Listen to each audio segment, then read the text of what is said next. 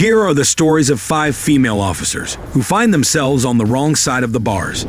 This shocking development raises urgent questions about security and ethics within the prison system. In January 2023, Fulton County Jail officers found contraband and a video on an inmate's phone that implicated corrections officer Kawana Jenkins in misconduct. The video showed Jenkins, 36, inappropriately interacting with 20-year-old inmate Jamal Ward, who was on trial for murder. Jenkins faced 11 charges, including violating her oath and providing contraband to an inmate. She was immediately fired and arrested, with her case echoing the Joyce Mitchell scandal and raising concerns about prison system misconduct. The second one on our list, Joyce Mitchell, a staff member at Clinton Correctional Facility in New York, assisted inmates Richard Matt and David Sweat in a 2015 prison break, planning to escape to Mexico. With them, she was charged with providing contraband and facilitating the escape. The breakout, involving tunneling through walls, led to a 3-week manhunt, ending with Matt's death and Sweat's capture. This incident highlighted significant security lapses and the dangers of staff-inmate relationships. Here is what authorities had to say regarding the whole scenario. We want to find out exactly what happened. And one of the big questions is, where did the tools come from? Joyce Mitchell, a prison tailor shop instructor, was implicated in the escape of inmates Richard Matt and David Sweat from Clinton Correctional Facility. Involved with both men, she provided David with homemade food and contraband, and had a romantic involvement with Richard, including sending him explicit notes. Joyce facilitated their escape by smuggling tools and planned to flee with them to Mexico. After the escape, she feigned surprise but later claimed she acted under threat to protect her family. Her story was not believed by police, and she eventually pleaded guilty. Just when you think it couldn't get more bizarre, look at Denise Prell. Hired as Joyce's replacement 3 months after the escape, Denise faced 25 charges, including promoting prison contraband. The prison hoped the scandal had passed, but history was about to repeat itself in a shocking twist. Fast forward to December 2017, and Clinton Correctional Facility is back in the headlines. This time, it's about another romantic scandal in the tailor shop. Denise Prell, Joyce's replacement and a mother of 2, was caught in a love affair with former inmate Paul Norris, serving 20 years for first-degree manslaughter. Paul had been transferred to the prison in May, and it didn't take long for him and Denise to connect. Their romance started in the tailor shop, with sparks flying almost immediately. By the following month, they were exchanging letters and cards under the pseudonym Gwen Freeman, Gwen being Denise's middle name, and Freeman. Well, the irony of that choice speaks volumes. Let's have a look at the recording of live breaking news at some local channel. And call him by the name Gwen Freeman. He says she called him that because her middle name was Gwendolyn, and Freeman was in reference to him someday becoming a free man. Denise Prell's connection with Paul Norris went beyond just a prison romance. She arranged a prepaid phone and a P.O. box to communicate with him outside work hours. Every couple of weeks, she would slip him cash and even pay off a debt he had with another inmate. Their bond continued to grow even after Paul was transferred to Elmira Correctional Facility, where Denise visited, and they shared moments of intimacy. Denise, who had envisioned a future with inmate Paul after his 20-year sentence, faced harsh reality when her actions led to her arrest and job loss. Initially pleading not guilty and rejecting plea deals, her resolve eventually broke down in a Clinton County courtroom. A year later, she tearfully admitted guilt to all charges, contrasting her earlier defiance.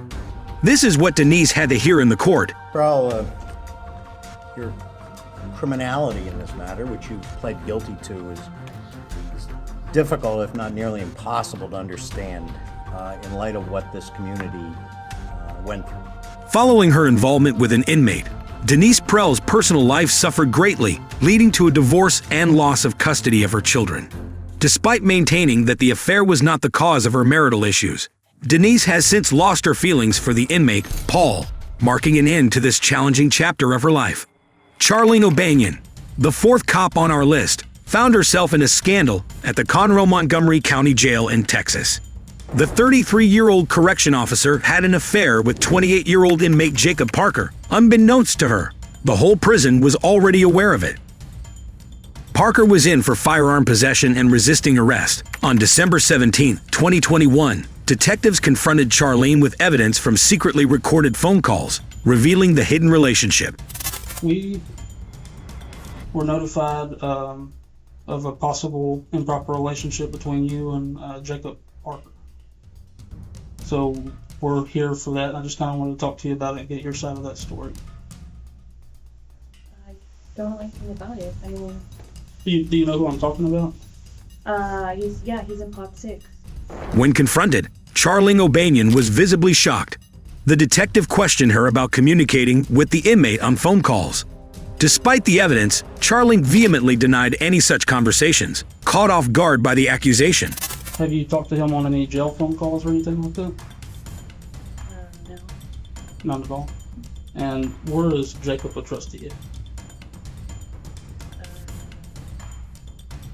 think he's in laundry. I've seen him in laundry. I don't think he's out on the floor like that. She is now inventing fictitious stories involving other inmates. And where would you think that, like, this allegation would come from if there's nothing to it? Well, I had a feeling this was coming. So there was an inmate named Coker, Justin Coker, Okay. and he got out of here for I don't know what period of time, and he tried to contact me on Facebook, and he sent me a message, and I blocked him on Facebook. And I guess one time Parker was going back to Equat to use the bathroom, and he was talking like at the window with me, like at Equat, because I was in Equat. He was talking through the window, and I guess Coker like didn't like that, which I had no contact with him or anything. And I don't know why, like he went up to, I don't know what was said between them, but he went up to Parker and said something, and then Parker ended up went back to the laundry.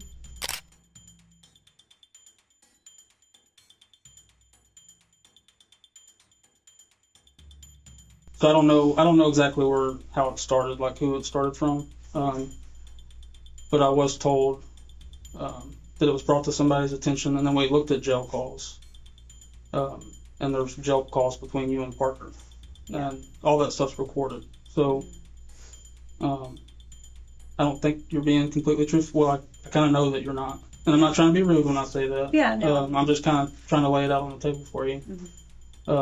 You kind of get one shot at this of being truthful, and people, perception means a lot in criminal cases and internal cases. It's a huge deal. It sways people to do a myriad of different things, you know. Right. And this is kind of your chance to paint your own image. Yeah. I guess a few years ago, we talked, and then I ended up here, and then he ended up here. I didn't know he was here. It wasn't anything like that. She kept denying having an intimate relationship with him. After initially evading the questions, Charlene O'Banion eventually conceded. She grudgingly admitted that her conversations with the inmate were far more frequent and intimate than she had initially let on. Okay, so y'all talk pretty regularly? All right. I haven't listened to this, but apparently there may be some talk in the calls about, like, photographs. Have you given him any photographs?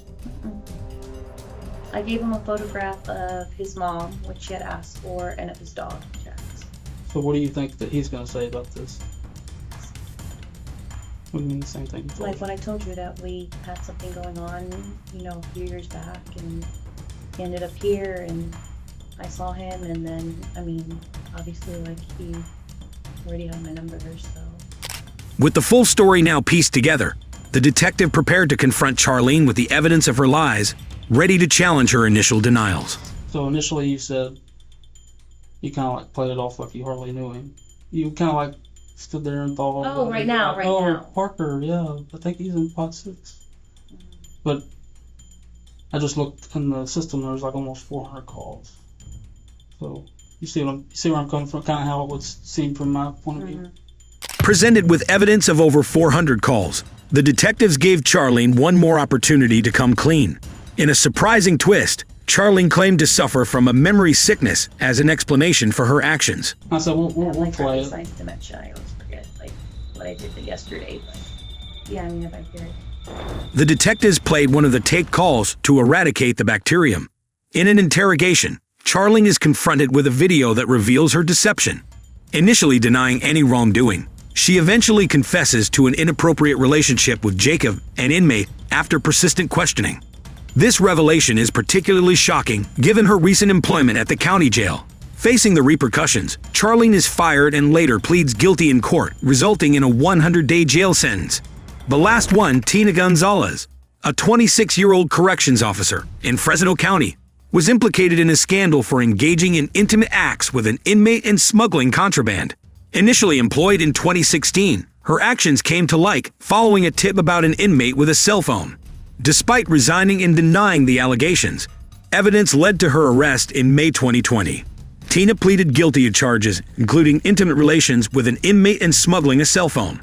Her defense cited her failing marriage as a contributing factor at her sentencing. However, the assistant officer presented a more disturbing picture, detailing her reprehensible conduct while in her role as a corrections officer. Cutting a hole in your pants to make it easier to have sex with an inmate and having intercourse in full view of 11 other inmates is something only a depraved mind can come up with. At times communicated sensitive information to the inmate about individuals that were entering the inmate's pod, as well as times and places or times when the pod would be searched. Tina showed no signs of remorse. Even after her arrest, she brazenly continued contacting her accomplice, boasting about her actions. The officers, seeking justice, anticipated a severe punishment. They hoped for the maximum sentence of 3 years, reflecting the gravity of her deeds. However, as the judge prepared to deliver the verdict, his stern words hinted at the weight of the decision ahead, leaving everyone in the courtroom anxiously awaiting the final judgment. I think what you did was terrible, stupid, you ruined your career, you endangered your fellow officers, but I also believe that people can redeem themselves. You got the rest of your life to prove that. Will Tina prove herself right in the rest of her life? What do you guys think? And with this, we come to the end of our video.